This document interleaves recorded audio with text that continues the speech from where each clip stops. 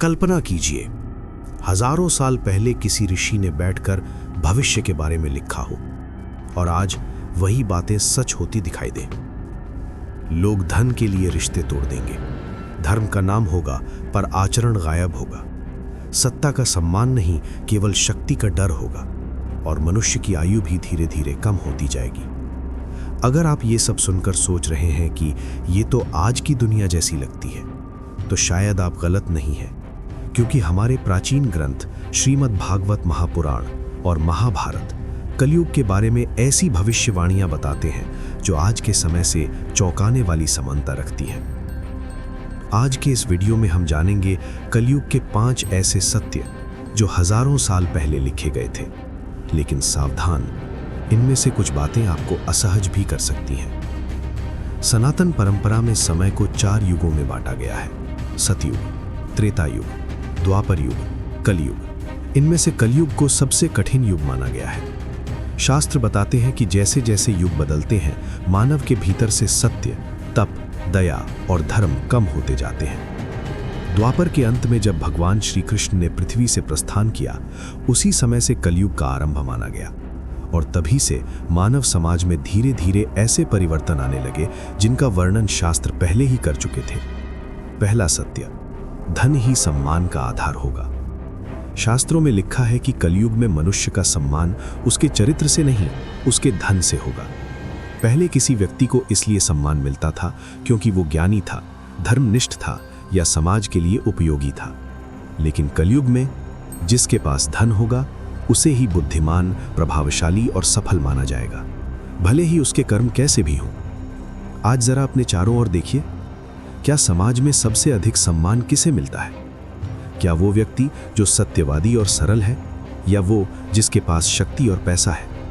ये वही स्थिति है जिसका वर्णन शास्त्रों ने हजारों साल पहले कर दिया था। दूसरा सत्य, संबंध स्वार्थ पर आधारित होंगे। कलयुग का दूसरा भयानक संकेत है रिश्तों का कमजोर होना। शास्त्र कहते हैं कि इस युग में लोग रिश्ते निभाने के बजाय उनका उपयोग करने लगेंगे। दोस्ती तब तक रहेगी जब तक उससे लाभ मिलता रहेगा। परिवार भी कई बार सिर्फ नाम भर कर रह जाएगा। आज दुनिया में अकेलापन क्यों बढ़ रहा है? क्यों लोग सोशल मीडिया से जुड़े हैं लेकिन दिल से दूर हैं?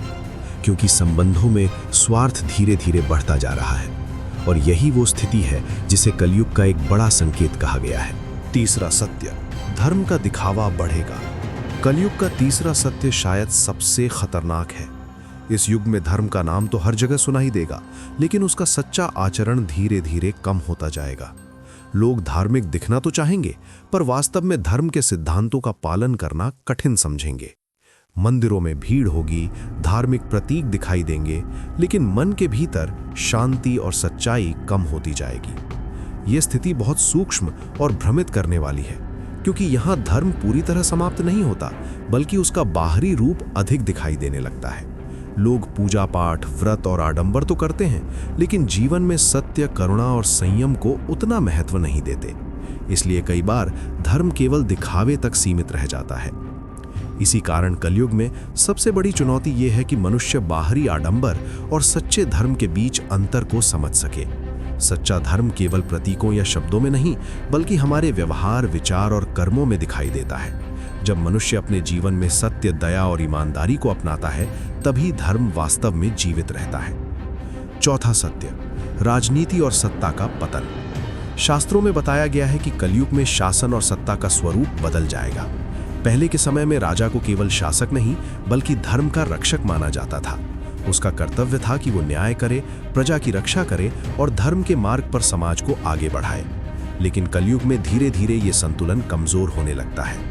इस युग में कई बार सत्ता का उद्देश्य जन कल्याण से अधिक अपने स्वार्थ और शक्ति को बनाए रखना बन सकता है। शासन का मूल लक्ष्य धर्म और न्याय से हटकर प्रतिस्पर्धा, प्रभुत्व और लाभ की ओर झुक सकता है। इसलिए शास्त्र चेतावनी देते हैं कि जब सत्ता से नैतिकता दूर होने लगे, तब समाज में असंतुलन और संघर्ष बढ़ने लगते हैं। आज की दुनिया में हम अक्सर राजनीतिक विवाद, सत्ता के लिए संघर्ष और देशों के बीच बढ़ती प्रतिस्पर्धा देखते हैं।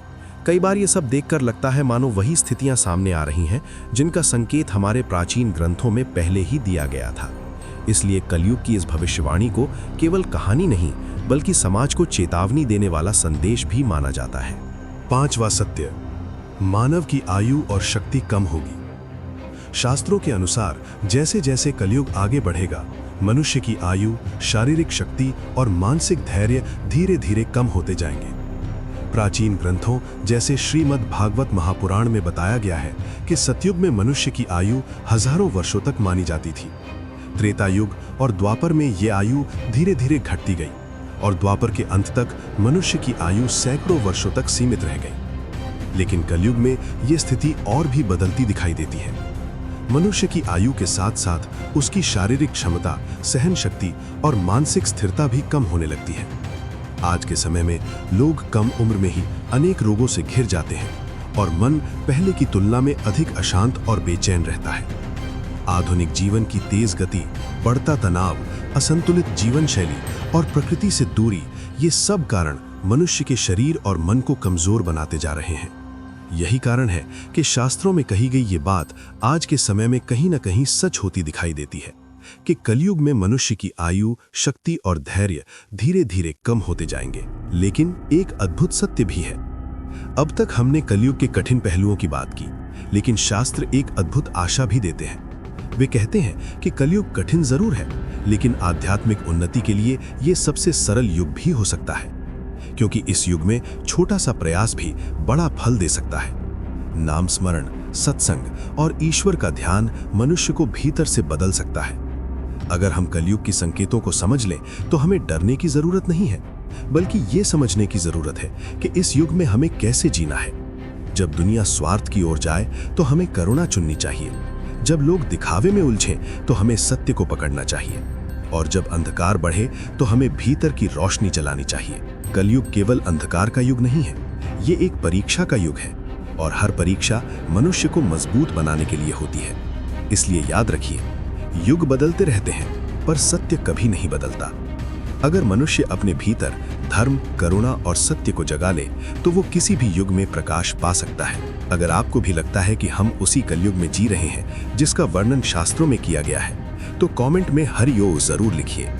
और अगर आप ऐसे ही सनातन धर्म और शास्त्रों के रहस्य जानना चाहते हैं तो चैनल को सब्सक्राइब जरूर करें।